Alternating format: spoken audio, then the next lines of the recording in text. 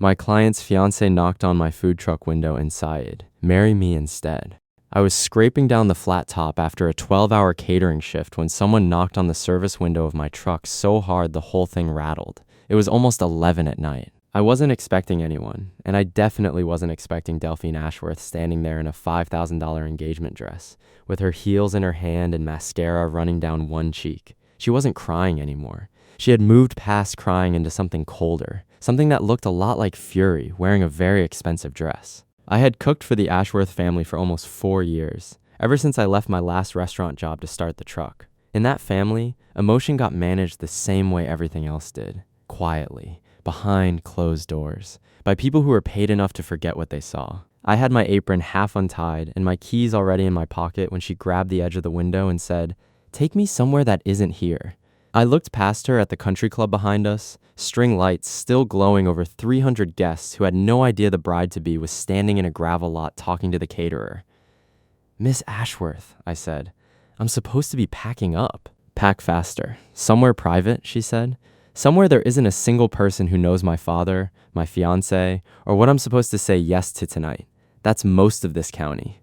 Then drive out of the county, Sawyer.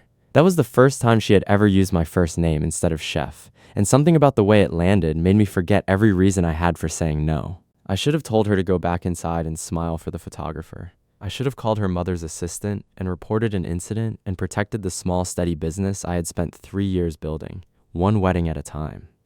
I was 34. Careful. Booked out a year in advance because I never made trouble. In my line of work, quiet paid the bills. Instead, I wiped my hands on a towel, locked the truck, and opened the passenger door of my own beat-up hatchback before I could talk myself out of it. From the seat, she said, "Don't take me to a hotel. Wasn't planning to. Don't take me anywhere with a view of the club. Wouldn't dream of it. And don't ask if I'm okay." I checked the mirror before pulling out. "You're not." She gave a short, humorless laugh. "So the quiet chef does talk? Only during emergencies and very strange requests from clients. Then tonight's your big night." I drove past the hedges and the valet stand until the lights of the club shrank in the mirror. There was a spot I used when the truck needed restocking at odd hours. A gravel turnout by the river with one dead street lamp and a bench somebody's grandfather probably built. I parked and killed the engine. Delphine didn't move right away. In the dark, she looked younger than she acted at those dinners, and older than 26 should look on the night she got engaged. "Where are we?" she asked. "Nowhere important. Is this where you bring all your difficult clients?" "Only the ones who climb into my car mid-party." She opened her door and got out before I could argue. I followed, because leaving her alone by a river in a wedding dress felt like a worse decision than the one I had already made. She turned to face me at the bench. "My father just announced my engagement to Julian Cross like it was a press release." "I know Julian," I said. "Cross Capital sponsored a wedding I catered last spring. Then you know he looks at people the way other men look at property listings. That's a hard thing to say about your own fiancé. It's an easier thing to live with a lie about." She sat down hard on the bench. He stood up in front of 300 people and called it a natural next step for both families. Not once did he say my name like it belonged to a person. I stayed by the car. Old habit. "Did you say no?" "Yes, and." My father said I was being emotional in public, and that we would discuss it later, like I'm a line item that ran over budget. That sounds like him. You've cooked at his table for 4 years. You know his moods better than some of his own board members. I know his allergies. That's not the same thing. She wrapped her arms around herself. He already told the caterer, meaning you, to build the wedding menu around Julian's mother's preferences. Did you know that? I did. I didn't say anything because I needed the job. She looked at me for a long moment. "Say something that isn't a business answer." "I don't know what you want me to say." "Something human. Something that doesn't sound like an invoice." I rubbed the back of my neck and looked at the river. "Talk to your father when there's no audience. That's your advice?" "It's the only clean advice I have. It's useless. Clean advice usually is." She stood and walked closer, bare feet on the gravel. "You really think I haven't tried talking to him?" "No. I think I'm a chef standing in a parking lot pretending I understand your whole life after knowing you for 4 years of dinner parties." That stopped her.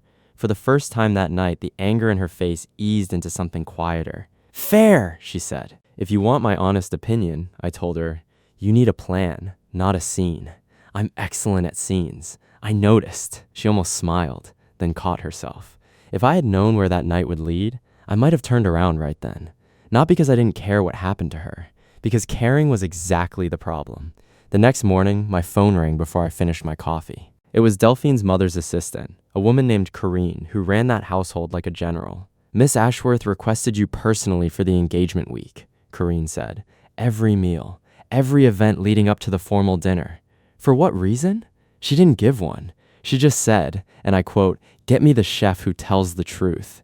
That's not really a job title. It is now." I showed up that afternoon expecting a kitchen assignment.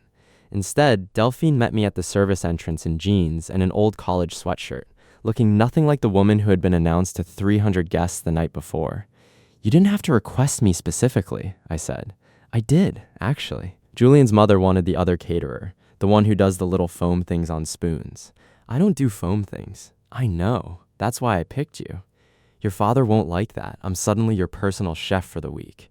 "My father doesn't like organic produce, public transportation, or people who question his timeline. He survives." She led me into the kitchen and sat on the counter while I unpacked knives, which was not something clients usually did.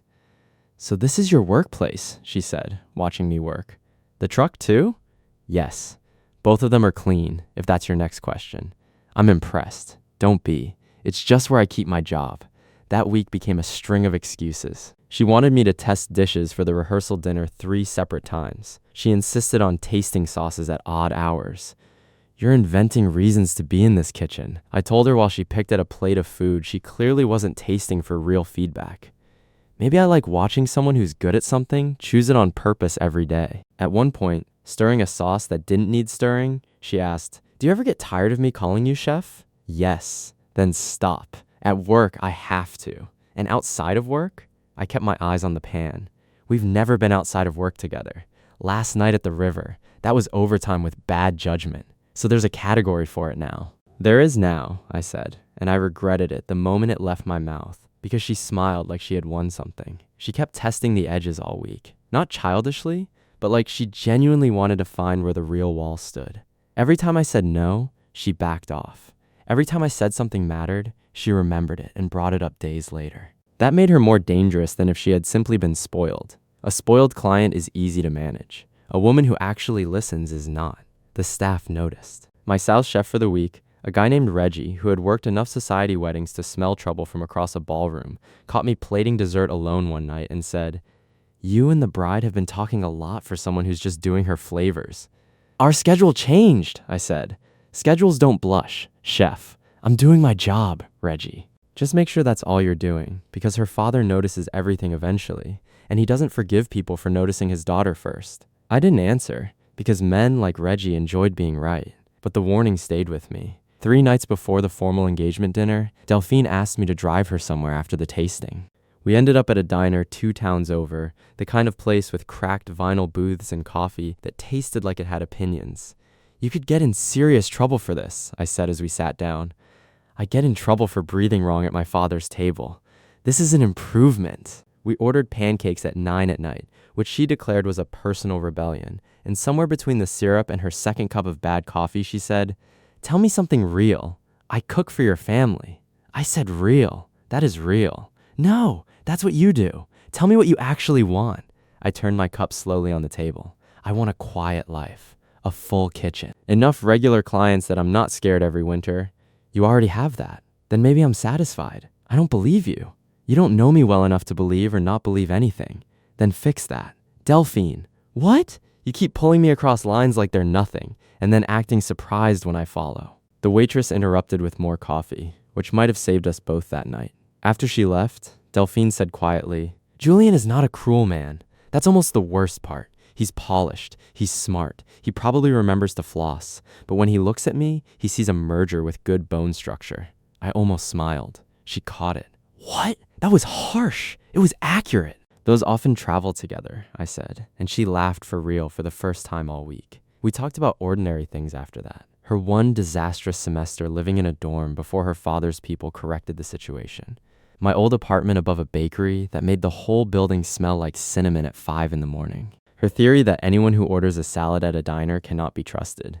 "You hide behind the word consistent," she said. "Careful," I said. She paused, actually paused, before saying, "Sorry, that was too far." "A little," I said. "Can I ask you something else?" "You're going to anyway." Why does someone with your money spend a week chasing a chef around a kitchen instead of enjoying being engaged? I leaned back and thought about lying. Then I didn't. Because when you spend enough years being useful to other people, they stop asking if you want anything for yourself. Eventually, you stop asking too. Her face changed, not dramatically, just enough that I regretted saying it. That's sad, she said. It's efficient. Don't turn everything into a kitchen term. I laughed despite myself, and for a second, neither of us mentioned Julian or her father or the dinner 3 days away that was going to formalize her whole future in front of 200 people. The night before the formal engagement dinner, she found me restocking the truck in the club's back lot and said, "Drive for a while? Where?" Nowhere important. She had used my own line against me. Shameless woman. I drove along the river road with the windows down. She sat with her shoes off, feet tucked under her like rules were optional when she got tired enough. At a red light, she said, "You know this isn't just me being difficult, right? I'm trying not to know anything. That sounds exhausting. It has its uses. I like being with you," she said. And the light turned green and I drove, because I didn't know what else to do with my hands. She waited. Finally, I said, "That's not a small thing to say to me." "I know. It should be small. It isn't." I pulled over near the old mill, engine still running. "Delphine, listen to me." She turned toward me in the seat. "I'm not Julian. I don't have a family office or a board seat waiting for me. I have a truck, a lease on a small kitchen, and a job your father could end with one phone call. I know. You know facts. You don't know what it actually costs.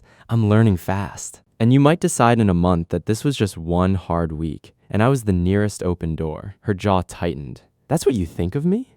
I think pressure makes people reach for whatever's closest. And you think you're just convenient?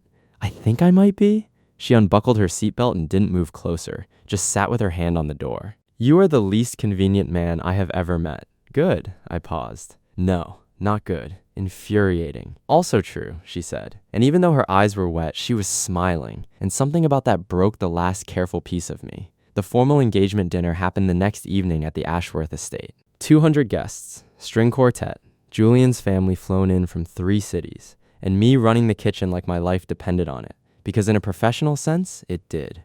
I was plating the final course when Delphine's father, Weston Ashworth, walked into the kitchen alone, which never happened. He was in his 60s, precise, the kind of calm that made other men nervous without him raising his voice. "Sawyer," he said, "close the door." I did. "You've cooked for this family a long time." 4 years, sir." "You were reliable?" "Were?" I repeated. "Don't make this insulting for both of us." My daughter has spent this entire engagement week finding reasons to be near my kitchen instead of near her fiancé. "That's not something I arranged, sir. Arranged or not, it happened. And last night, my security noted your car leaving the property with her in it at 9 and returning after midnight. I didn't deny it. He almost respected that. I could see it cross his face for half a second before it disappeared. "Most men try to lie," he said. "I'm not most men." That was the wrong sentence if I wanted mercy. I wasn't sure I wanted mercy anymore. "Your services are no longer required, effective tonight," he said. "You'll finish plating this course, and then you'll leave through the back, and you will not contact my daughter again." Is that her decision to make, or yours? My daughter is under enormous pressure and has developed a foolish attachment to someone who forgot his place. There it was, my place. Hearing it out loud didn't hurt the way I expected. It clarified something instead. "I know my place," I said. "It's wherever I can still look at myself in the mirror." That sounded better in your head, I imagine. Actually, it sounded fine out loud, too. He turned to leave, then paused at the door. "Tell my daughter the truth about tonight," I said to his back. "I will tell my daughter whatever serves her future." "That's not the same thing." "No," he said. "It's better." And then he was gone, and I finished plating a dessert I would never get paid for. I left through the back the way I was told, my knives packed, 4 years of steady work sitting behind me like something I had outgrown without meaning to. I called Delphine from my truck in the parking lot, straight to voicemail. I texted. Nothing. By the next afternoon, my number stopped going through to the house line at all. 3 days passed. On the 4th, Corrine called me from a blocked number. "He's watching her phone," she said quietly. "He moved up the wedding date. He's telling people you were let go for a food safety issue, which is a lie, but nobody's checking. Is she okay?" She threw a very expensive vase at a wall during breakfast. So, in her own way, yes, that sounds like her. "Listen, don't come to the house." I wasn't planning to, I said, and Corrine probably knew I was lying, because I already had a plan forming that had nothing to do with staying away.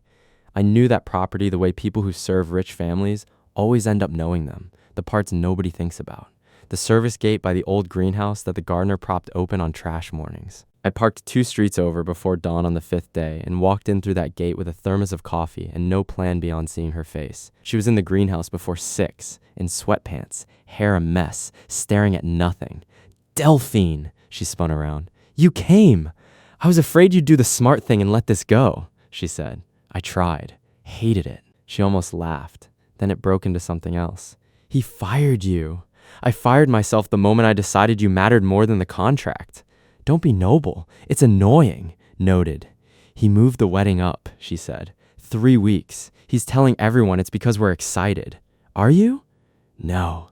I told him I wouldn't marry Julian, and he said I was confused, that I'd been manipulated. By me? Apparently. I barely convinced you to eat pancakes at 9 at night. That got a short, real laugh out of her before it faded again. "He froze my personal accounts," she said. "Everything runs through the family trust until I'm 30. I have almost nothing that's actually mine. Do you have any savings of your own?" "Some. Not enough for the life I'm used to." "I'm not offering you that life," I said. "I know. Good. My kitchen has a leaking faucet and a walk-in cooler older than both of us combined. I don't care about the faucet. You might after week 2. Sawyer." "What?" "I care that you came." That became our pattern for the next 2 weeks. Before dawn, greenhouse, thermos of coffee, whispered updates. She told me when the wedding planner arrived. I told her when I found short-term catering work to keep money coming in. She told me when she managed to pull cash from an old account her father had forgotten. I made her think through details she didn't want to face. "Where would you actually go?" I asked her one morning. "With you? That's not a place. It's the important part." "It's not enough on its own," I said. "If you leave, you need to understand what you're choosing. No house staff. No safety net when things get hard. No father's name smoothing over every problem. And no blaming me later because freedom came with a bad faucet and a used car." She looked hurt, then angry, then something steadier settled over her face. "You think I don't know that?" "I think you know it as an idea, not as a Tuesday. That's why I'm talking to you about it now," she said. "I'm asking you not to leave me alone with his decision." "I won't." "Promise?" "Yes." "Then help me leave." I didn't say yes right away. Not because I didn't want to, but because saying yes meant being useful in a way that actually mattered. Not quiet, not obedient, responsible. The wedding was set for a Saturday at the club. The same club where all of this had started. 300 guests, valet parking, and, according to Karine, most of Weston's private security pulled off the house and onto the event itself because he wanted the entrance controlled, not the grounds. Delphine drew me a rough map of the service hallway behind the kitchen, the one I already knew from 4 years of catering there, and marked the loading dock where trucks left before the reception even started. "You planned an exit route through a kitchen," I said. "I'm not luggage, I know." "Do you?" "Yes," I said. "Good, because I'm not being rescued. I'm leaving." "You're helping because I trust you." That's the only version I agree to.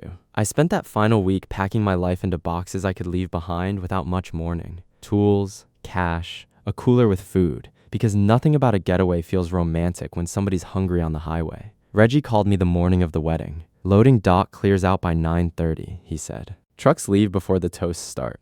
"I didn't tell you that." "No, you didn't.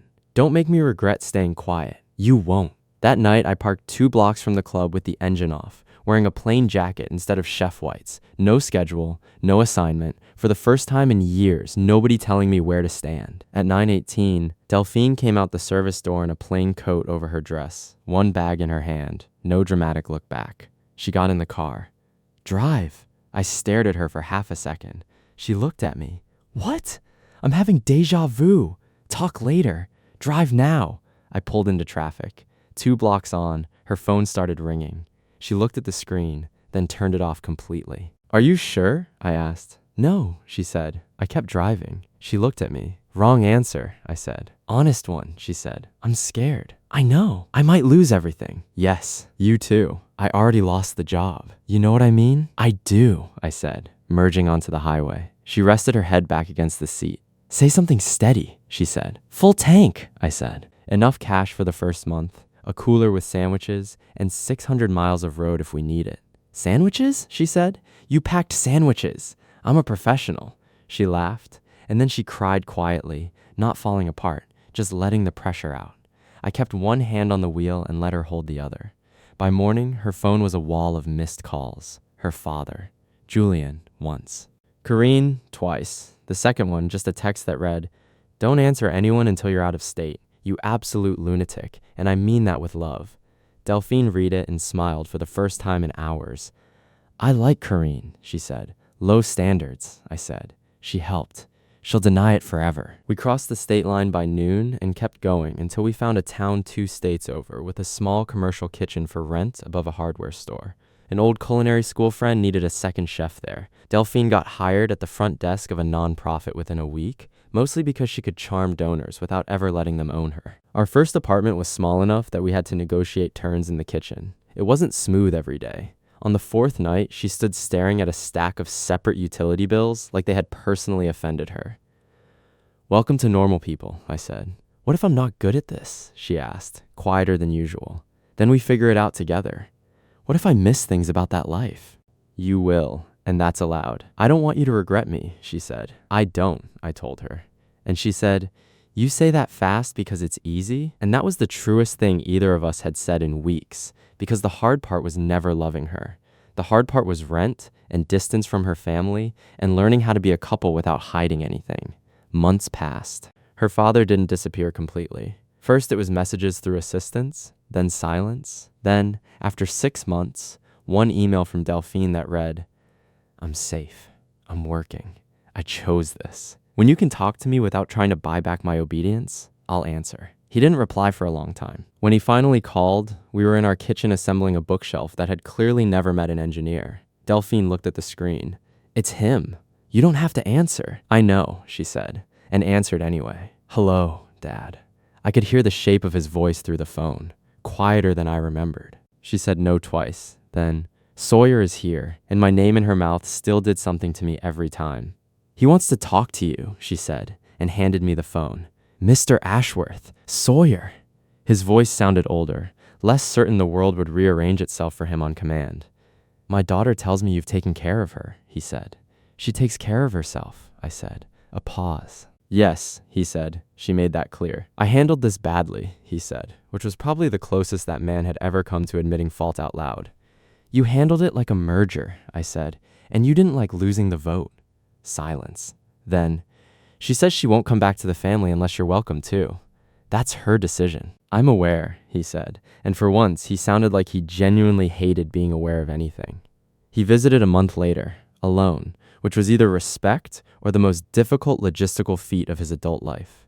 He looked at our small apartment, the mismatched furniture, the crooked bookshelf, and the daughter who had built a life without his permission, and he didn't pretend to love it. But he tried. Delphine made coffee. I stayed quiet and less spoken to, not from fear this time, but because the day belonged to her. At one point, he looked at me and said, "You cost me a great deal of trouble." "You were due for a hobby," I said. Delphine nearly choked on her coffee. Her father stared at me for 2 full seconds, then gave the smallest laugh I had ever heard out of him. "I see why she likes you," he said. He asked if we were happy. Delphine answered before I could. "Yes." He nodded slowly and said he would try to be less foolish about it. And she told him that might take years. And he said he was wealthy, not immortal, and would try to hurry. A year later, I stood in the driveway of the small rental house we'd found outside town, watching Delphine argue with a contractor about a porch rail like she had been born to defend working-class home repair standards. Her father had visited 3 times without trying to rearrange a single piece of our life.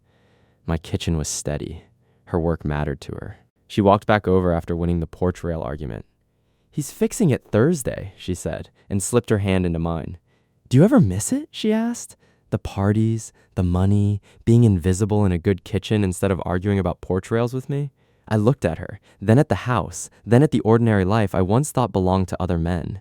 "No," I said. "That was fast," she said. "Easy question," I told her. I spent years believing my job was to stay in the kitchen, head down, hands steady, never reaching for anything past the pass.